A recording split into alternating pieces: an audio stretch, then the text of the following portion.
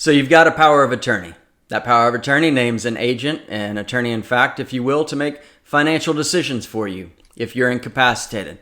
Let's say you have a stroke, heart attack, Alzheimer's, dementia, coma, something like that. But what if your agent is a bad actor? Right? You put him on there because you're like, well, my brother, he's a nice guy. He loves me. But then you start thinking about it, or we as your attorney, if we were your attorney or your other attorney or whomever, starts asking you questions and saying, well, is this person trustworthy? And you're like, well, I'd trust him if I were in a dark alley to fight for me. Yeah, but do you trust him with money? Probably not. Let me ask you, have they made their own money in their life, or have they had problems with jobs? Well, they've been out of work quite a bit now that I think about it. Do they have their own money? Have they been good stewards? Have they invested well? They have a net worth that's solid and respectable? No, they take their money anytime they get it and they spend it. They're always living off of credit.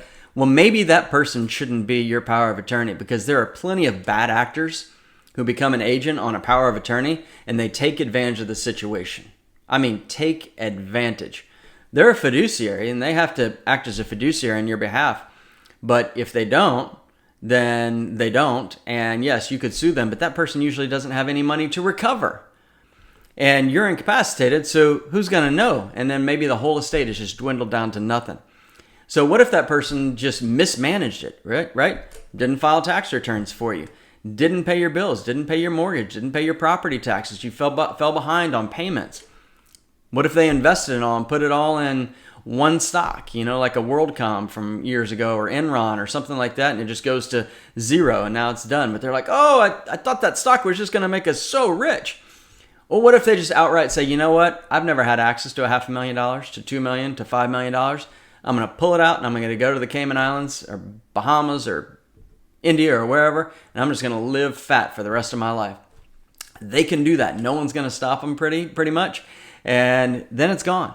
So make sure you don't have a bad actor named on your power of attorney, because this happens all the time and you can help prevent it. That is one way to protect your assets, because if you have a bad actor, it might not end well. I'm Mike Massey. We've helped over 1,000 families with estate planning and asset protection. I would love to have a conversation with you.